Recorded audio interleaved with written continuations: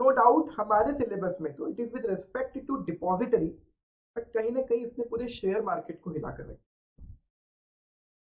अब आप कहोगे कि ऐसा क्या हो गया कि शेयर मार्केट में भूचाल आ गया। एक्चुअली हम तो सब कोरोना में व्यस्त थे, बट कुछ लोग थे जो कोरोना काल में शेयर मार्केट में डीलिंग करने में व्यस्त थे। और एक स्टॉक ब्रोकर कार्वी अलग ही धूम मचा रहे थे ये बहुत दिनों से। क्या हो रहा था, क्यों हो रहा था, फिर रूल क्यों चेंज हुए, उसमें क्या इंपैक्ट आया, और फाइनली फिर डिपॉजिटरी वाले चैप्टर में क्या चेंज आया, यहां तक हमें चलना है। बट आज मैं बात थोड़ी सी लीक से हटकर करूंगा, और सही बताऊं तो out of the way discussion करूंगा। मैं पहले ट्रेडिंग मैकेनिज्म की थोड़ी सी बात करूंगा, वो भी आपको जानना बहुत जरूरी है। आप कहोगे सर ट्रेडिंग मैकेनिज्म तो हमने पढ़ा है, बिल्कुल हमने बहुत अच्छे से ट्रेडिंग मैकेनिज्म पढ़ा है, और हम जानते हैं ट्रेडिंग कैसे होती है। बट अब उसके बैक ऑफिस में क्या क्या होता है वो भी समझेंगे आज, और कहां पर प्रॉब्लम्स थी वो समझेंगे। फिर सेबी ने इतने चेंजेस क्यों किए, मार्केट में भूचाल क्यों आया, इस सब हम आज डिस्कस करेंगे। तो फाइनली जब मैं बेसिक्स पूरे कंप्लीट कर दूंगा अबाउट दिस पर्टिकुलर टॉपिक, फिर हम डिपॉजिटरी वाला टॉपिक पढ़ेंगे, तो आपको बहुत आसानी से समझ में आएगा कि ऐसा किया क्यों। राइट, तो सबसे पहले ना हम स्टार्ट करेंगे हमारे सिस्टम को लेकर कुछ discussion. New rule of SEBI, new rule of SEBI for depository बाद में डिस्कस करेंगे। सबसे पहले आप एक एग्जांपल समझें। मार्जिन ट्रेडिंग आप बहुत अच्छे से जानते हैं, और उसमें भी specially initial margin you know it very well. अब होता क्या था कि मार्केट में ना शेयर टू शेयर, आप ये भी जानते हो, शेयर स्क्रिप्ट स्क्रिप्ट मार्जिन के अमाउंट अलग अलग रहते हैं। लाइक रिलायंस के शेयर में मार्जिन अगर 22% है, तो हो सकता है कि इन्फोसिस के शेयर में मार्जिन 15% ही रखना हो, इट इज पॉसिबल। अब एक एग्जांपल से समझते हैं। सपोज करिए आप ब्रोकर ए के पास गए, ब्रोकर ए के पास गए, आपने बोला 100 रुपए के शेयर खरीदने हैं। ब्रोकर ए ने कहा 10 रुपए दे दो, 90 में दे दूंगा। 9 टाइम्स लिवरेज कहा जाता था, इसे कहा जाता है। अल्टीमेटली 90 रुपए ब्रोकर ने दे दिया। ऑब्वियसली वो इस पर इंटरेस्ट चार्ज करते हैं, ब्रोकरेज तो अपनी चार्ज करेंगे ही, ऑब्वियसली डिफरेंस अमाउंट पर इंटरेस्ट चार्ज करते हैं, कि उन्होंने पैसा आपको दिया है। 10 रुपए आप रख रहे हो, 90 रुपए ब्रोकर मांग रहे हैं, ठीक है, लिवरेज है अच्छा खासा। ब्रोकर बी के पास गए, वो कहता है 1 रुपए तो 99 में दे दूंगा। तो जबरदस्त, 99 टाइम लिवरेज हो गया ये तो एक तरह से, और ज्यादा लिवरेज है। आप कह रहे एक बात बताओ, who the hell broker is, वो मार्जिन कैसे तय कर रहा है? आपने बोला ना, सपोज करो सर ये शेयर रिलायंस का है, तो रिलायंस के शेयर में तो अप्रोक्स 20 रुपए का मार्जिन है, 20% मार्जिन है, तो 100 रुपए का शेयर खरीदना 20 रुपए रखने पड़ते थे क्लाइंट आपके अकॉर्डिंग। कि ब्रोकर 10 रुपए कैसे ले रहे हैं, अच्छा कोई 1 रुपए कैसे ले रहे हैं, मैं बताता हूँ कैसे ले। तो ये तो तय हो गया, डिफरेंट ब्रोकर्स के डिफरेंट मार्जिन डिफरेंट लिवरेज होते हैं। कैसे हो पाता था वो मैं आपको, अब ये बिल्कुल बच्चों के बस की बात नहीं है ना। हिंदी को इंग्लिश, इंग्लिश से हिंदी करने वाले ट्रांसलेटर्स के लिए ये सब कुछ पॉसिबल नहीं है, तो इसीलिए बहुत अच्छे से हमें ये सब समझना पड़ेगा। तो मैटर क्या चला कि एक्चुअली ये जो 20 रुपए का मार्जिन है, ये तो बिल्कुल स्टॉक एक्सचेंज ने कहा कि रिलायंस के शेयर पर 20 रुपए का मार्जिन रखें। ब्रोकर क्या चालाकी करते थे, और एक्चुअली उनका बिजनेस करने का ही तरीका है। क्या करते हैं, क्या करेंगे, एक्चुअली इनके पास एक क्लाइंट आया, उसने कहा सर 100 रुपए के शेयर खरीदने हैं। बोला पैसे कितने दोगे, बोले पूरे 100 रुपए, मैं तो कैश में खरीदता हूँ, मुझे कोई तुम्हें इंटरेस्ट देने में कोई इंटरेस्ट नहीं है। तो उसने 100 रुपए ब्रोकर को कैश में दे, ब्रोकर के पास तो 100 रुपए चले गए। आप गए सर 100 रुपए के शेयर खरीदने, कितने पैसे दोगे, बोले सर पैसे नहीं है। ठीक है सर, क्या बात कर रहे हो, 20 रुपए नहीं लेगा। स्टॉक एक्सचेंज को क्या बताएगा, फिर स्टॉक एक्सचेंज को बताने के लिए है उसके पास 100 रुपए आ तो गए। 100 रुपए अगर 20% कर लोगे तो अल्टीमेटली ये 500 रुपए की ट्रेड करवा सकता है। ये 4 और लोगों को 100 रुपए की ट्रेड करवा देगा आपके 100 रुपए से। क्योंकि स्टॉक एक्सचेंज जो मार्जिन रखते थे ना, वो मार्जिन ब्रोकर वाइज तय होते थे, मतलब वो मार्जिन ब्रोकर को मेंटेन करना। ब्रोकर ने कहा ठीक है, ये नहीं, 4 लोग ये, पांचवा ये, 500 रुपए की ट्रेड हुई है, ये रहा सर 100 रुपए का मार्जिन। मतलब आप जो कैश दे रहा है बंदा, उसके पैसे से खेला जा रहा है। Getting it? उसके पैसे से खेला जा रहा है, जो बंदा कैश रख रहा है, जो पूरा कैश दे रहा है। तो अल्टीमेटली सबको तो मजा आ गया। अगर इन्होंने 1 रुपया भी रखा, 100 रुपए में शेयर खरीदा, 1 रुपये मार्जिन रखा, और शेयर 101 रुपए का भी हो गया, तो इन्होंने तो 1 रुपये लगाकर 1 रुपये कमा ली, 100% रिटर्न विद इन 1 डे। ये सब खेल है, सब चल रहा था, कोई प्रॉब्लम भी नहीं है। ब्रोकर्स का तरीका है बिजनेस करने का। तो एक बंदा जिसने कैश रख दिया, उससे आप देखो कितने लोगों का भला हो गया। मतलब अल्टीमेटली ये सब इसके पैसे भी खेल रहे हैं इनडायरेक्टली। और स्टॉक एक्सचेंज तो ब्रोकर से पूछ रहे हैं, 500 रुपए की डील की रिलायंस में, 100 रुपए रखने थे मार्जिन, बोले हाँ सर रखा हुआ है 100। अब क्या होगा? गलती से अगर ये शेयर की रेट अब डाउन हो गई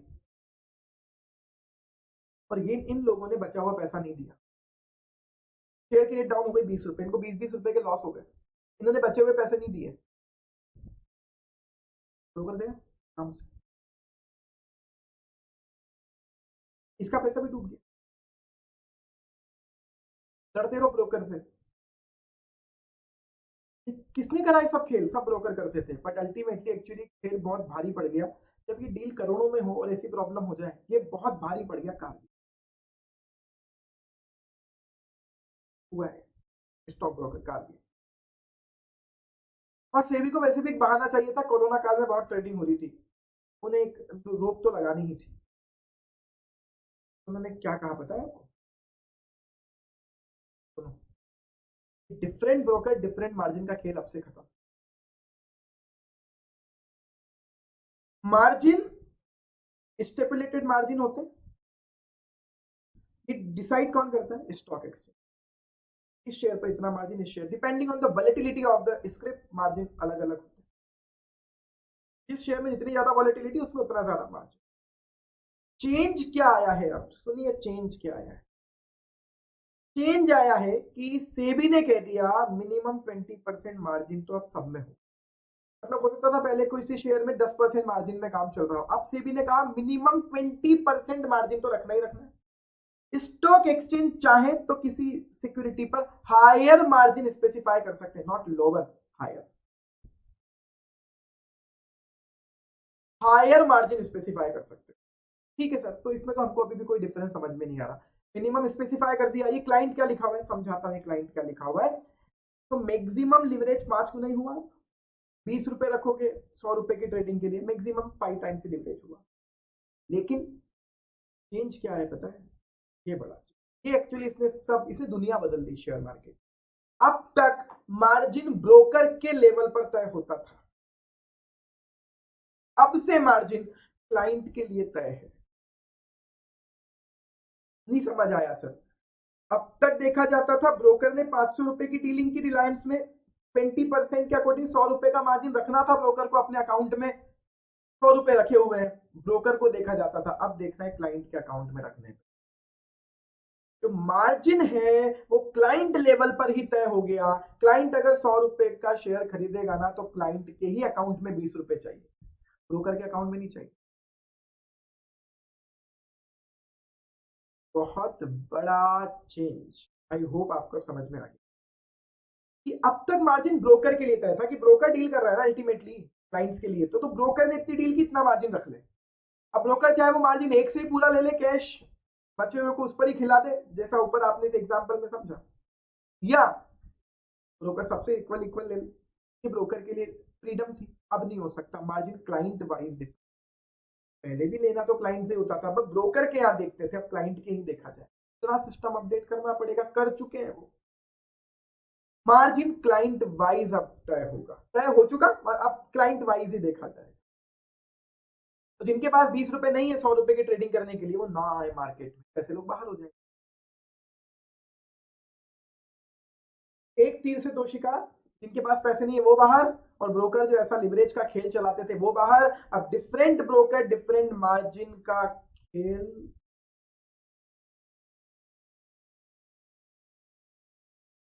बड़ा चाहिए। इस सब आपको आगे काम आएगा हमारे टॉपिक को। अब डिफरेंट ब्रोकर डिफरेंट मार्जिन का खेल लगभग खत्म। चलिए सेकंड पॉइंट पर आते हैं। इसने तो सही सही कसर भी खत्म।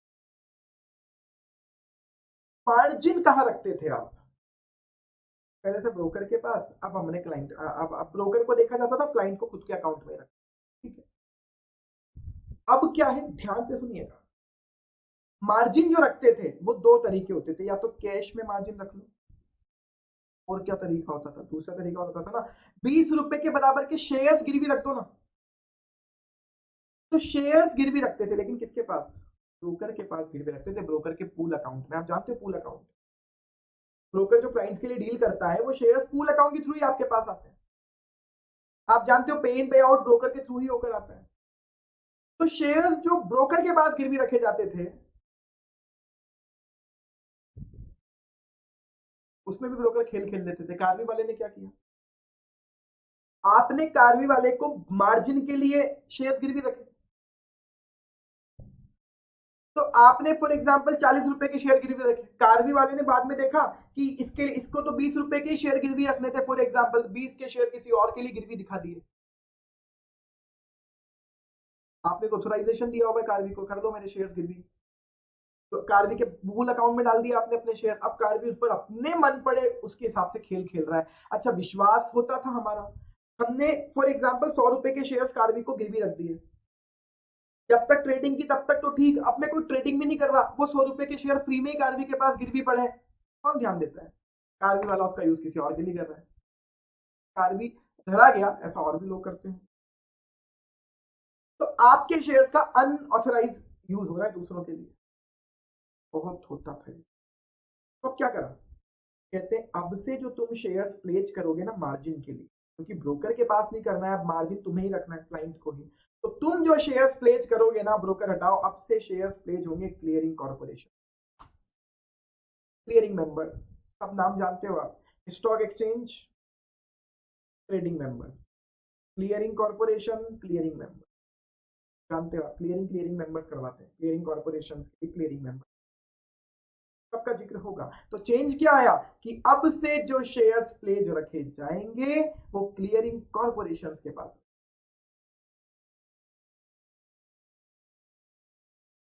और तीसरा बड़ा चेंज जिसका जिक्र हमारे टॉपिक में नहीं होगा, लेकिन मैं आपको बता देता हूं, पहले ना शेयर्स खरीदने के लिए मार्जिन रखा जाता था, बेचने के लिए नहीं।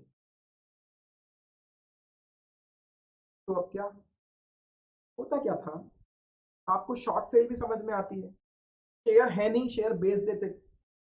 तो अल्टीमेटली दो चीजें होती थी, एक स्टॉक एक्सचेंज, एक डिपॉजिटरी। आप तो स्टॉक एक्सचेंज, अच्छा इन दोनों के बीच में कड़ी कौन बनाता था? ब्रोकर। आप तो स्टॉक एक्सचेंज को बोलते थे ब्रोकर के थ्रू जाकर कि सर 500 शेयर बेचने रिलायंस के, चेक थोड़ी करता था स्टॉक एक्सचेंज के आपके पास 500 शेयर्स हैं या नहीं है। तो बाद में डिलीवरी के टाइम पर समझ में आता था कि नहीं थे, आपने कहीं से ला कर दिए, या 2 दिनों में आपने खरीद लिए होंगे किसी से। शॉर्ट सेल इसी को कहते थे, selling the share which you do not have at the time of sale. तो क्या होने लगा कि शॉर्ट सेलिंग भी चलती थी, कोई प्रॉब्लम नहीं है, लेकिन फिर बाद में आप अपना ऑब्लिगेशन फुलफिल नहीं कर रहे। पहले शॉर्ट सेलिंग कर दी, अब आपके पास बाद में शेयर्स नहीं है डिलीवर करने के लिए, बहुत प्रॉब्लम्स होती। ऐसे डिफॉल्ट को भी रोकने के लिए क्या कर दिया, अब ना, पहली बात तो मार्जिन सेल पर भी है, और सेल पर भी मार्जिन सेम है जो बाइंग के लिए है, इसलिए मैंने लिखा from now margin is same for buying and sell. हालांकि ये आपको डिपॉजिटरी वाले चैप्टर में देखने को नहीं मिलेगा, बट यस, तो बहुत सारे बड़े बड़े चेंजेस आए हैं इन दिनों में मार्केट। और हमें क्या, हमें तो भैया मतलब है, हमारी दौड़ तो केवल मॉड्यूल तक है, हमारे लिए क्या हुआ है, हम तो वो finally we are coming back to और पढ़ ले, खत्म। सेबी ने कंसल्टेशन किया स्टॉक एक्सचेंज के साथ, क्लियरिंग कॉर्पोरेशन के साथ, डिपॉजिटरी के साथ, इंडस्ट्री के रिप्रेजेंटेटिव के साथ, ट्रेडिंग मेंबर्स के साथ, क्लियरिंग मेंबर्स के साथ, सब नाम जानते हो, डिपॉजिटरी पार्टिसिपेंट्स के साथ, तो डिवाइस अ फ्रेमवर्क। कौन सा फ्रेमवर्क जो हम पढ़ने वाले हैं, ऐसे तो आ नहीं गया होगा इतना बड़ा नया system. To devise a framework that mitigates the risk of misappropriation or misuse of the client securities available with the TM, trading member, CM, clearing member, depository participants. तो आप जो गुड फेथ में इनके पास शेयर्स रख देते थे गिरवी, उसका ये मिसयूज मिसअप्रोप्रिएशन करते थे, उसको रोकने के लिए कैसे मिसयूज होता था, miss Appropriation or misuse include use of one client security to meet the exposure margin or settlement obligation for another client. I hope इतनी typical line आपको समझ में आ रही। एक की पड़े हुए प्लेज पड़े हुए शेयर्स, एक का पड़ा हुआ पैसा दूसरों के लिए भी यूज कर लेते। 1 जून 2020 से भी नए रूल लेकर आ गई। अगर आप क्लाइंट से प्लेज लेते हो शेयर्स का, कोलेक्ट्रल फ्रॉम क्लाइंट, वो केवल मार्जिन प्लेज के थ्रू ही होगी। और मार्जिन प्लेज पहले कैसे होती थी? पहले आप ब्रोकर के पूल अकाउंट में डाल देते थे शेयर, ब्रोकर को बोलते थे ये साइन कर लिए सर, ये कर दिए साइन, सब विश्वास पे चल रहा है, तो शेयर्स प्लेज हो जाते थे ब्रोकर के पूल अकाउंट, ब्रोकर जाने वो करे। अब क्या होगा? अब ये पूरा मार्जिन प्लेज डिपॉजिटरी सिस्टम के थ्रू होगा और आपके ही अकाउंट में शेयर्स प्लेज होंगे, खुद के ही अकाउंट में, उसके लिए एक सेपरेट अकाउंट खुलेगा ताकि मिस अप्रोप्रिएशन ना हो पाए। आवश्यकता आविष्कार की जननी है, हम कभी पढ़ते थे, necessity is the mother of invention. But share market में we people are responsible for every type of innovation and change. Frauds are mothers of any innovation or new practice in the share market, आप बोल सकते हैं। Section 12 में जो भी हुआ, चलिए हम अब पढ़ना स्टार्ट। चलिए यहाँ से section 12 with regulation 79 of depository regulation, relevant bylaws, सब क्या हुआ अब आप सुनो, यहाँ से पढ़ते हैं। Creating pledge of the dematerialised security, pledging अब डीमटेरियलाइज्ड सिक्योरिटीज की प्लेजिंग, शेयर्स की प्लेजिंग अब डीमैट मोड में।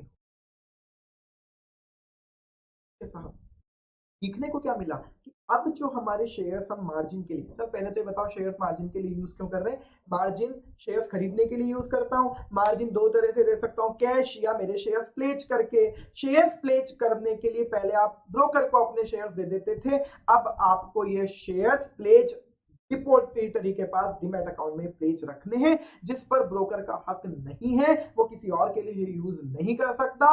ये शेयर्स केवल आपके लिए ही मार्जिन के फॉर्म में यूज हो।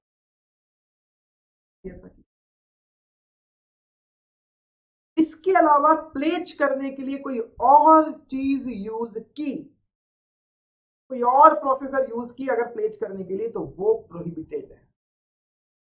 और ये क्या होता था कि आप ब्रोकर के नाम पर ही शेयर ट्रांसफर कर दो, ऑफ मार्केट ट्रांसफर करके, तो फिर इसे कह रहे हैं वो प्लेज नहीं मानेंगे, फिर तो वो ब्रोकर के शेयर हो गए, वो प्लेज का है। तो off market transfer of securities leads to change in ownership, obvious है ब्रोकर का नाम आ जाएगा शेयर्स पर। तो off market transfer of securities भी अगर तुम प्लेज के लिए यूज करना चाहते हो नहीं कर पाओगे, वो प्लेज ही, वो ट्रांसफर। सब बंद कर दिया यार, एक ही तरीका बचा है, प्लेज रखने शेयर्स, ब्रोकर से पूछ रहा है प्लेज एक्सेप्ट करना है, हाँ, तो बोले प्लेज उनके अकाउंट में रहेंगे डीमैट अकाउंट में, उसको बस देख लो कि प्लेज हुआ या नहीं, उस अकाउंट में गया या नहीं, किसी और के लिए यूज नहीं कर पाओगे। इसलिए कैसे करेंगे?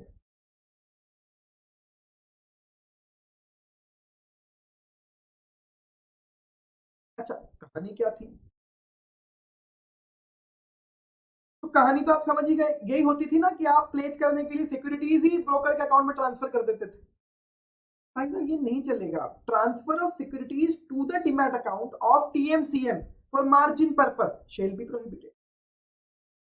गलत ही सा, कितना विश्वास पर काम चल रहा है, मार्जिन से शेयर ट्रांसफर कर दो मेरे अकाउंट में, ऑब्वियस है वो पूल अकाउंट में रखते थे, नहीं चलेगा। फिर एक और क्या होता था कि क्लाइंट पता पड़ा मार्जिन भी नहीं रख रहा और power of attorney they the broker को कि ये शेयर्स पर पावर ऑफ अटॉर्नी आपकी ट्रांसफर करने की। बोला नहीं यार, पता पड़ा शेयर से नहीं पावर ऑफ अटॉर्नी लेके बैठे।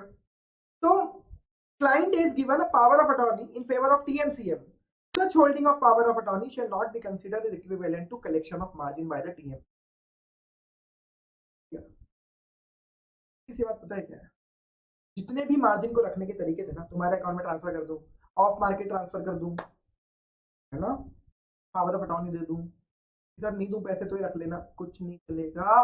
मार्जिन मतलब तुम्हारे डीमैट अकाउंट में, तो शेयर्स उस डीमैट अकाउंट में ट्रांसफर।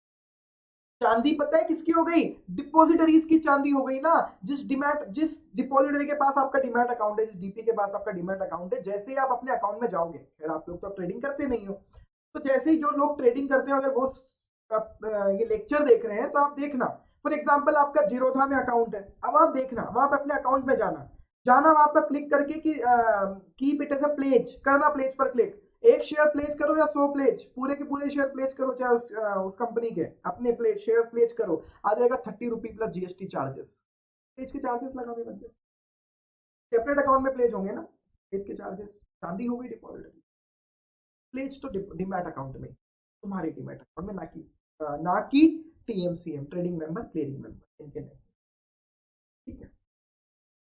डिपॉजिटरीज को अब क्या करना पड़ेगा, उन्हें करना पड़ेगा सेपरेट प्लेज, डिपॉजिटरीज को प्रोवाइड करना पड़ेगा एक सेपरेट प्लेज, नाम क्या दिया जाएगा, मार्जिन प्लेज, किस चीज के लिए, ये for pledging client's securities and margin to the TMCM, TMCM को के पास तुम्हें मार्जिन रखना है शेयर्स को अपने डीमैट अकाउंट में, और इस वजह से टीएमसीएम को, हर टीएमसीएम को एक डीमैट अकाउंट खुलवाना पड़ेगा सेपरेट, उस डीमैट अकाउंट का नाम क्या होगा, client securities margin pledge account, आपकी सिक्योरिटीज वहां मार्जिन में, TMCM shall open a separate demat account for accepting such margin pledge shall be tagged as, नाम क्या होगा, client securities margin pledge account, ऐसे चलेगा सिस्टम। चलिए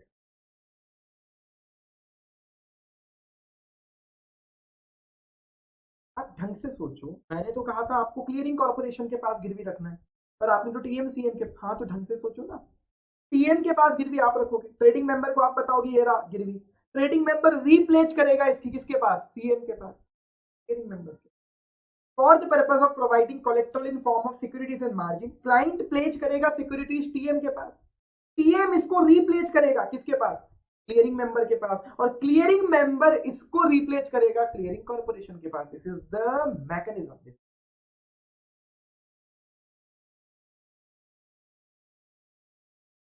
क्वेश्चन आ सकता है 5 मार्क में,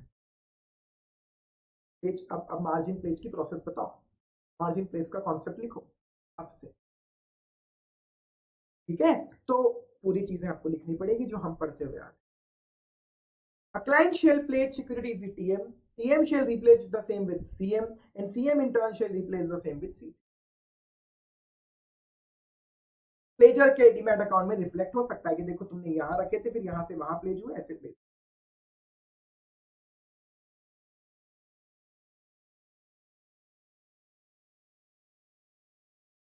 ठीक है।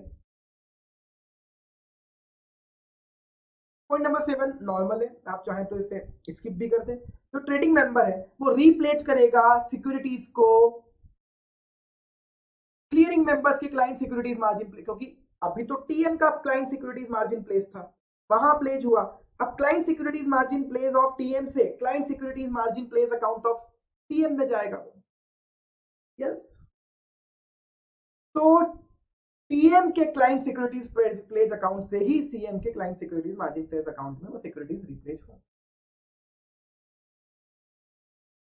अप्रूव्ड सिक्योरिटीज की प्लेज करना आप उससे, ऑब्वियस हर सिक्योरिटीज को प्लेज के फॉर्म में नहीं रखा जाता, तो CM repledge of securities on the approval list to CC, yes, अब सीएम भी इसको आगे कहां रिप्लेस करेगा, क्लियरिंग कॉर्पोरेशन, केवल अप्रूव्ड सिक्योरिटीज की ही वो रिप्लेस कर सकता है, और देखो अल्टीमेटली पॉइंट नंबर 6 ही पॉइंट नंबर 7 है, टीएम सीएम को रखेगा, क्लाइंट टीएम को रखेगा कहां, client securities margin pledge account में, टीएम कहां रिप्लेस करेगा, सीएम कहां, सीएम के client securities margin pledge account में, और सीएम फिर आगे कहां रिप्लेस करेगा, सीसी क्लियरिंग कॉर्पोरेशन, केवल अप्रूव्ड सिक्योरिटीज का ही होगा प्लेज। रीप्लेज का मतलब क्या है, रीप्लेज का मतलब कि जब टीएम से सीएम के पास जा रहा है और सीएम से सीसी के पास जा रहा है, दिस इज रीप्लेज, क्लाइंट ने टीएम के पास प्लेज किया, this is what pledge, TM ने सीएम के पास रखा, रिप्लेज, सीएम ने सीसी के पास किया, दिस इज,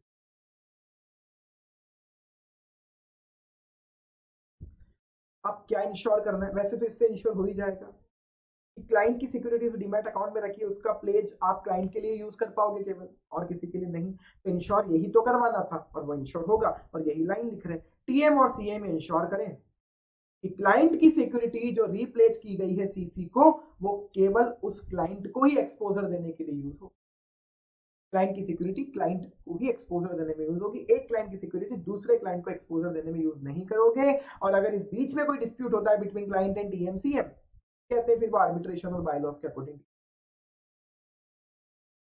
मतलब अल्टीमेटली डिपॉजिटरी और सीसी को बाहर करना था, गलती टीएमसीएम की होगी, किसी दूसरे के लिए आप यूज करोगे अगर, तो कहते हैं वो आप लोग डील करो, डिपॉजिटरी और सीसी उसके लिए लायबल नहीं।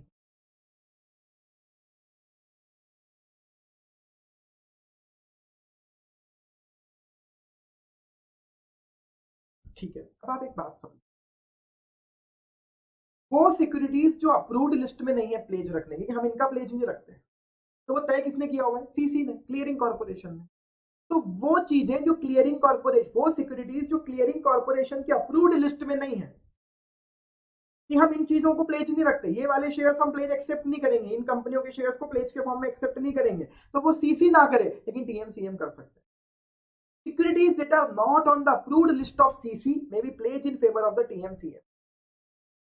ठीक है, each TMCM may have their own list of acceptable security that may be accepted as collateral from them. थोड़ा सा पंगा है, सिक्योरिटीज जो अप्रूव्ड लिस्ट में, सीसी के अप्रूव्ड लिस्ट में नहीं है, वो टीएमसीएम के पास प्लेज रखी जा सकती है।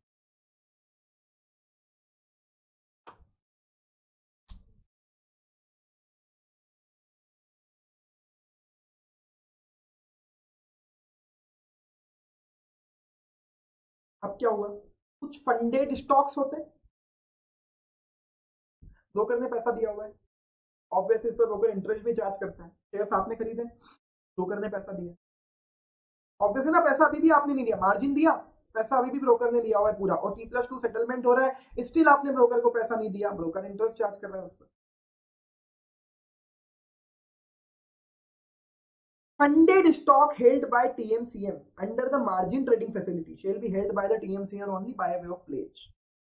इसके लिए टीएमसीएम को एक सेपरेट डीमैट अकाउंट खुलवाना पड़ेगा। अब ये मार्जिन वाला अकाउंट नहीं है, क्लाइंट सिक्योरिटीज अंदर मार्जिन फंडिंग अकाउंट, जहां हमने फंडिंग की है,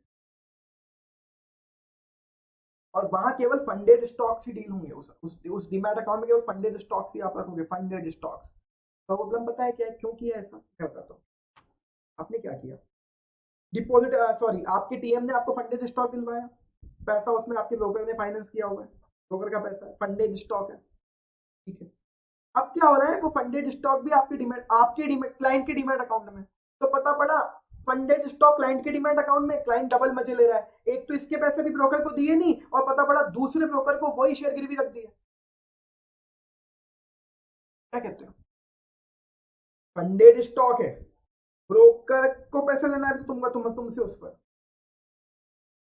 पता पड़ा ब्रोकर को तो पैसे लेने, तुम्हारे डीमैट अकाउंट में शेयर पड़े हुए हैं। अब क्या हो रहा है,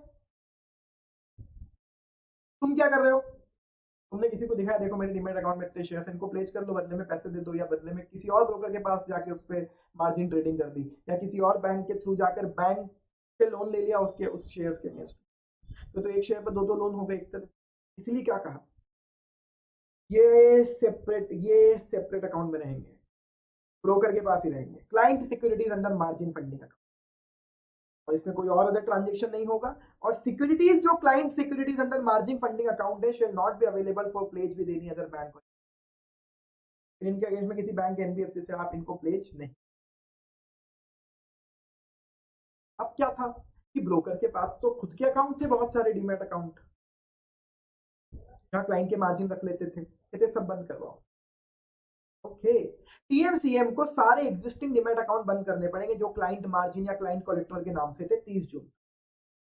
टीएमसीएम को यहां से सारी सिक्योरिटीज क्लाइंट के अकाउंट में ट्रांसफर करनी पड़ेगी, रेस्पेक्टिव क्लाइंट डीमैट अकाउंट में ट्रांसफर करो यहां से सब, और उसके बाद से कोई भी सिक्योरिटी तुम अपने अकाउंट में प्लेज नहीं करवा सकते क्लाइंट के डीमैट अकाउंट में प्लेज। राइट, समझ में आ चुका। तो अभी तक करते थे अकाउंट बंद करवाओ, उसके बाद से कोई भी प्लेजिंग अपने अकाउंट में। ठीक है, क्लाइंट का एग्रीमेंट है कस्टोडियन के साथ registered with SEBI for clearing and settlement of trade shall continue to operate. Custodian वाला मैटर चलता रहेगा। इसकी पूरी मार्जिन प्लेस का मैकेनिज्म हम अनेक्सर ए में दे रहे हैं, इस लिंक पर क्लिक करना, बोले अनेक्सर ए खुल जाएगा। ऑलरेडी हम पढ़ चुके जो एग्जाम के काम आने लायक है, और सारे टीएमसीएम और सीसी पर एप्लीकेबल होगा प्लेज रिप्लेज के लिए प्रोविजन। अल्टीमेटली पॉइंट नंबर 12 तक सारे प्रोविजन खत्म। फंडा यही है कि अब से शेयर्स ब्रोकर के पास प्लेज नहीं होंगे, सीसी के पास प्लेज होंगे। तरीका है, पहले आप पीएम के पास, फिर सीएम के पास, फिर उसके थ्रू जाएंगे सीसी, रीप्लेज। क्लाइंट के सेपरेट डीमैट अकाउंट में प्लेजिंग होगी, तो हर क्लाइंट की प्लेजिंग उसी के रिलेटेड होगी। एक क्लाइंट की प्लेजिंग दूसरे क्लाइंट को एक्सपोजर देने में यूज नहीं। ठीक है, अब ये सब कर दिया था कि जून तक ये सब खत्म करो, है ना। अब ये नया सर्कुलर क्या है, ये सर्कुलर आया कि कोविड-19 चल रहा है भैया, अभी इतना सारी प्रॉब्लम्स चल रही हैं, जून की बात है, जून में नहीं हो पाएगा सर, इतनी सारी प्रॉब्लम, सिस्टम अपडेट करना है, सब करना है। तो बोले ये अकाउंट जो बंद करके और तुम्हें अब बंद कर देते सारे कोलेट्रल वाले अकाउंट, मार्जिन वाले अकाउंट ब्रोकर्स को, ये फिर लास्ट डेट उसकी थी 31 अगस्त, और उसको 31 अगस्त कर दिया, 1 जून को फाइनली कर दिया गया 31। फिर क्या हुआ, फिर वापस वही कहानी आ गई, प्लेज का सिस्टम जो 1 जून से आना था इस सर्कुलर के थ्रू, उसे 1 अगस्त कर दिया गया। अब आप पूछोगे कि अभी भी एप्लीकेबल हुआ या नहीं हुआ, तो बेटा यस, ये अब एप्लीकेबल हुआ, सब ऐसे ही हो, कहानियां बदल चुकी हैं, डिपॉजिटरीज के मजे आ चुके हैं। तो 1 अगस्त से करा फिर वो दोनों डीमैट अकाउंट का बंद करना, सारे डीमैट अकाउंट, कौन से डीमैट अकाउंट, वो मार्जिन वाले जो ब्रोकर से खुलवाए हुए थे, और फिर प्लेज रिप्लेज का सिस्टम जो नया सिस्टम है वो 1 अगस्त से एप्लीकेबल किया। केस लॉस कुछ पढ़ाने लायक नहीं है। पहला केस लॉ है सीडीएसएल एनएसडीएल को एक नोटिस दिया गया था कायरा लैंडस्केप्स लिमिटेड के केस में। केस ऐसा था, हम जानते हैं कि जब तक पूरी प्रोसेस फुलफिल ना हो जाए, शेयर्स फ्रीली अवेलेबल नहीं होने चाहिए, ट्रेडिंग एक्सेट्रा के लिए लॉक इन होना चाहिए। जब कोई कंपनी नया इशू ला रही है, जब तक पूरी प्रोसेस ना हो जाए, स्टॉक एक्सचेंज लिस्टिंग की परमिशन ना दे दे, लिस्टिंग चालू ना हो जाए, ट्रेडिंग चालू ना हो जाए, तब तक आप अभी ट्रेडिंग स्टार्ट नहीं करोगे, डिपॉजिट